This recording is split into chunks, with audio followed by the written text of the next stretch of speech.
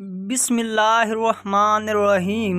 شروع کرتا ہوں اللہ کے نام سے جو بڑا مہربان اور نہایت رحم کرنے والا ہے۔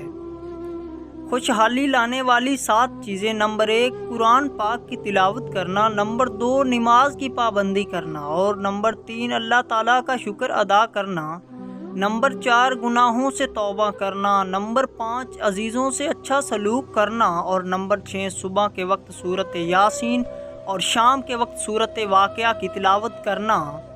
اے دیکھنے والے، اپنے رب کے کرم کو دیکھ، جو فرشتے شام کو تیرے گناہ اس کے پاس لے جاتے ہیں، وہ صبح انہی کے ہاتھ تیرا رزق بھیجتا ہے۔